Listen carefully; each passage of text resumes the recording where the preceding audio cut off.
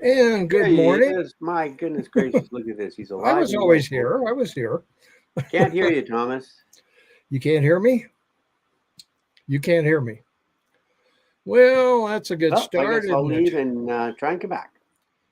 All right. That's, because says I can hear me. So, all right, we're going to get started anyway while Shane goes out and comes back. Another time for another Tom and Shane video. And, today we got quite a lineup for you today. We're going to do a lot of interesting things, and Shane's back, so maybe you can hear Hello, me hello. now. Maybe you can hear Ah, me still now. can't hear you.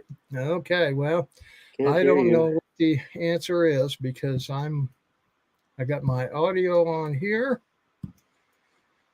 and it's working, and I don't know why I can't hear you.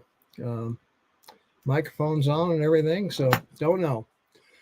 So we may run. I may be doing this alone today, so we'll find out.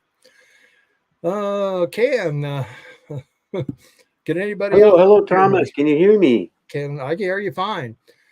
Does anybody out there hear us? maybe we Thomas? need to know that. So yeah. So I don't hear What your can do, eh? microphone. Yeah. So I don't hear your mic. So all right. Well, we're gonna persevere anyway. We'll try to find out what's Can't going hear on. anything. What do you want? Maybe I can hear Shane. So, Strange. but anyway, what we're going to talk about today, we get the dictatorship in Canada. Dictatorship in Canada. And Mr. Trudeau is making himself quite a spectacle. Went before Parliament the other day, talked about swastikas and, well, Confederate flags. I'm not sure what a Confederate flag means to a Canadian. Not sure of that. Linda hears us. Thanks, Linda. Appreciate that.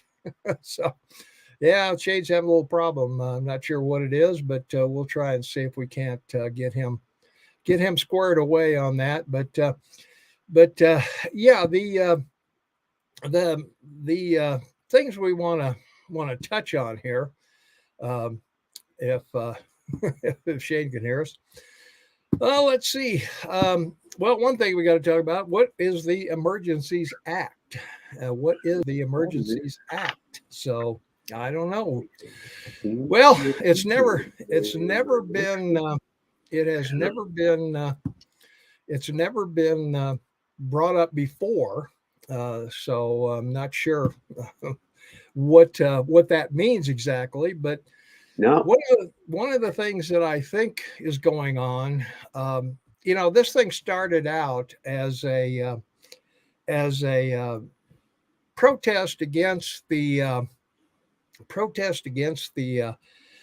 mandates, and now it appears that it's gone much further than that.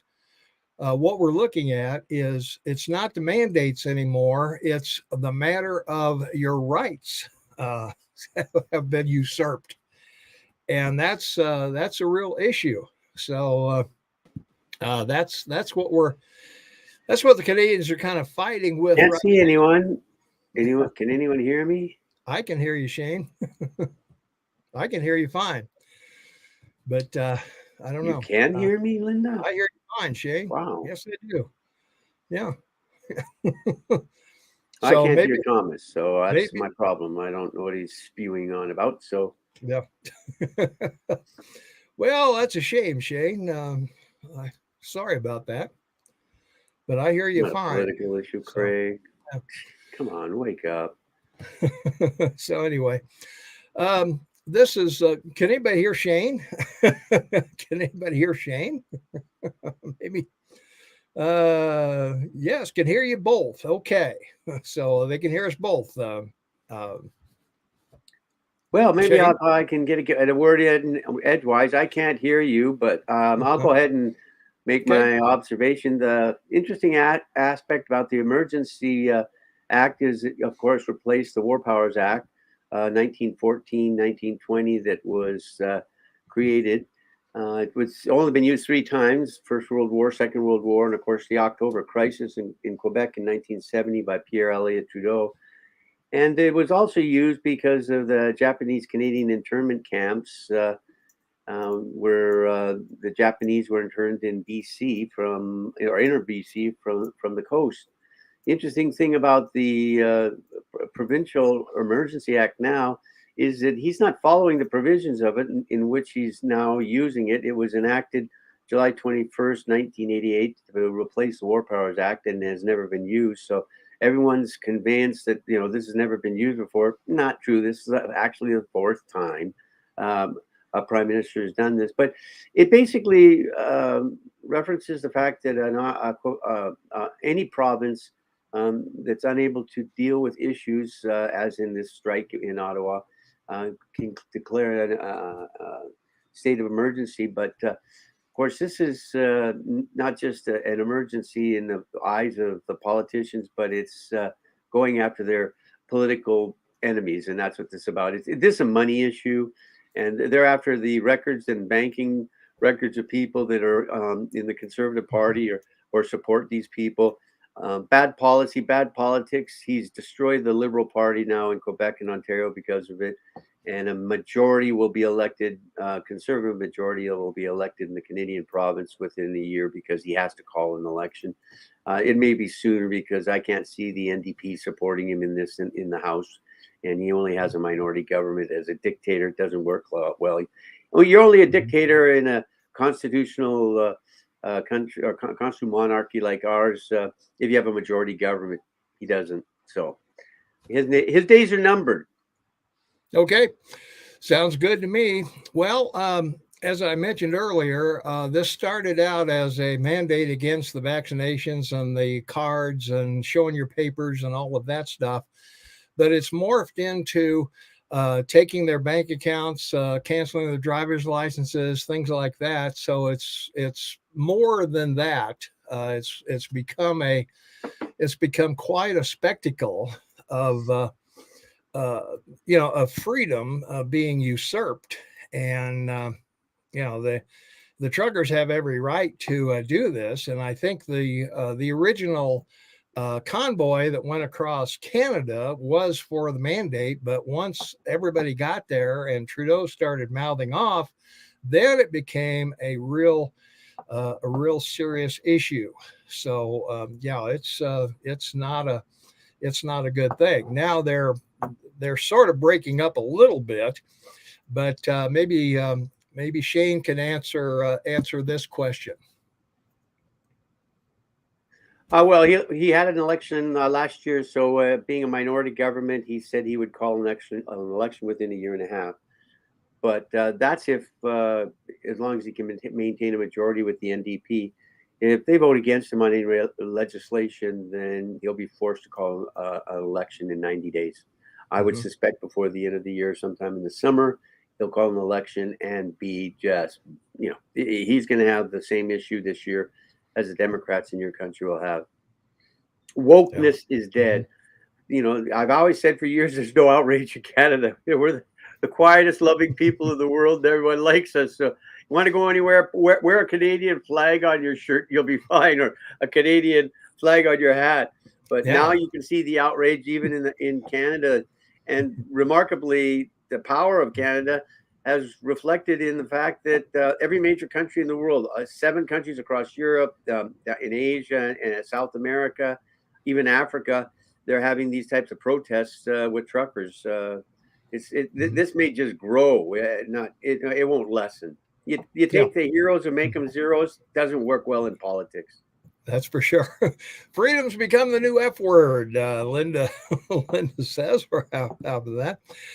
Shane, are your grocery shelves no, our grocery empty? shelves are not empty here. We're doing fine because we live on the coast. We have one of the largest ports, of course, in Vancouver. And our the number 1 highway that stretches clear across the country is wide open. So, yeah, we're amply supplied. And we do produce a lot of our own food. So, we're not as big a danger, quite actually, as your country is with the trading routes and so forth. Yeah. And Craig, they are protesting mandates on everyone, not just the truckers. So, yeah, if Trudeau can stop the bank accounts on truckers, he can stop the bank accounts on anyone and current cryptocurrencies and also driver's licenses, things like that. I wonder why we didn't do this in Portland. I don't know. Oh, Shane Yes. still get. It's a remarkable reality to see the stupidity of people in politics their entire lives, and they're always playing the hard way. What do the polls say? What do our members say? And clearly, the leadership is not paying attention to any of that. And the result of it is watching the collapse of two major parties, in the United States, the Liberal Party of Canada, the Demolition Party of the United States, and they're leading themselves right into a fog in a bunch of ships that are heading to a rocky shore and have, no sonar. I mean, clearly, these people are empty gates, and it's too bad they're wrought iron, because when they hit them, they're going down, baby. All rats are going down. Well, that may be the case. That may be the case there, Shane. I don't know. We'll have to see how that plays out as we go along. So we'll find out. So let's see. Are the truckers protesting their rights being infringed to have weigh stations, drug testing, CDL licenses, DOT logs? No, they're not protesting any of those things. They're protesting the fact that their driver's license can be taken away from them and their bank accounts can be seized. Well, the reality here is it's the government and the politicians that created this. Trudeau could have stopped this in its tracks, just go by meeting with them, having a big TV event where he's out and walking around, and it would have been better for him. He should have gone out, walked around, and let people yell at him and insult him, and it would all been on television, and everybody would have looked at it and said, "Oh my gosh, look at how they're abusing our prime minister. They're terrible. They're terrible." Well, they're not. This is an issue of freedom, and the people commenting here, Thomas, I have to tell you that there's a place called Concord in your country, right, where people protested and died. So this has been peaceful, and we watched the parade of destruction in your country in 2020, 21. Nobody's been prosecuted. There was no Emergency Act. They didn't shut them down. They didn't send in the National Guard. They allowed it to go on for like a year. And this is a peaceful protest. The kids are playing in bumper jumps, and people have food trucks out there feeding people free. So a peaceful protest is part of your right in a free society. And you know what? There is no major deterrent to local people, except some, no parking spaces for those that work in Ottawa and the government, and maybe horn honking, which they hear sirens all night long from the RCMP and ambulances. So, it's like, tally ho, let's go, let's get this done. Government, listen to us, because if you don't, you're gone. Yeah, I don't know if you can hear me, Shane. One of the questions I would have, I wonder if the Canadians looked at Portland and Seattle and Wisconsin and all these other places and decided that, hey, we're not going to be like that. We got to have a peaceful protest, and that's what's going to happen. So anyway, these folks have every right to demonstrate. There's nothing wrong with demonstrating. They have every right to do it. Go ahead, Jay. The reality here is, Craig keeps popping off about the protesters. Yeah, they're protesters. So are the mom and papa bears, protesting in your country at school boards. Look what happened in San Francisco, deep blue. I mean, this is rainbow blue San Francisco. And, with the dirty streets and drugs, and 3 liberal counselors recalled and blown out. Like 85% of the vote was against them. So, Craig, lift your eyebrows, open your eyes, and watch what's happening, because this is happening in both our countries. And the bottom line is, between COVID and the government's failure to explain it properly in their messaging, to weaponize science and medicine, and the schools, academia. I mean, need I go on with the less? It's just incredible to imagine that someone like Hillary Clinton would stand up and say, "Oh, I'm going to run for office again." I mean, I can't believe that Justin Trudeau hasn't resigned yet. Like that was, of all the things that he could do to protect his legacy, resign. Yeah. Yeah, Bruce says governments pick and choose the laws they enforce, and boy, isn't that the truth? They do pick and choose what they're gonna enforce and what they're not going to enforce. So, all right, well, we're having issues, so let's end this, Shane, if we can. I know you can't hear me, but we're gonna go. Okay, so. I see. Okay. Okay. Say goodbye. Okay. All right. I can't hear you, Thomas, so I'm just I know you talking can't. to I know you can't. Okay. Never mind. All right. That's going to wrap it up for us. Sorry about the problems we're having, but we'll see you Tuesday on the podcast. Don't forget radio on Saturday. We're on the radio every Saturday, 8 to 11, kmmsam.com. Thanks for watching, and we'll see you in the next video.